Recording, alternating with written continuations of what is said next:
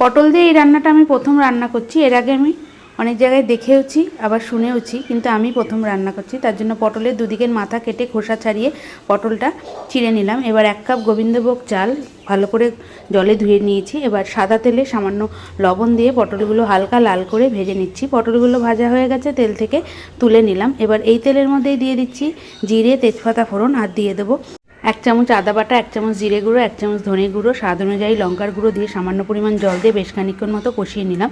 এবার 1 চামচ হলুদ গুঁড়ো দিয়ে আরও কিছুক্ষণ কষানোর পর বেশ খানিকটা কাজু কিশমিশ দিয়ে কিছুক্ষণ কষিয়ে ধুয়ে রাখা চালটা দিয়ে দিলাম। চালটা দিয়ে বেশ খানিকক্ষণ মতো ভেজে নিচ্ছি। চাল যত সুন্দর ভাজা হবে তত সুন্দর কিন্তু ঝরঝরে হবে। এবার পরিমাণ অনুযায়ী জল দিয়ে দিলাম স্বাদ অনুযায়ী লবণ, স্বাদ অনুযায়ী চিনি, আর দিয়ে দিলাম কাঁচা লঙ্কা। তারপরে পটলগুলো দিয়ে দিচ্ছি। এবার গ্যাস সিম করে ঢাকনা দিয়ে ঢেকে 4 থেকে 5 মিনিট মতো রান্না করলাম। ঢাকনা তুলে চালও সিদ্ধ হয়ে গেছে, জলও শুকিয়ে এসছে। এবার নামানোর আগে 1 চামচ ঘি আর গরম মশলার গুঁড়ো দিয়ে নামিয়ে ফেললাম। তৈরি হয়ে গেল চাল পটল। আশা করছি রেসিপিটা ভালো লাগলো।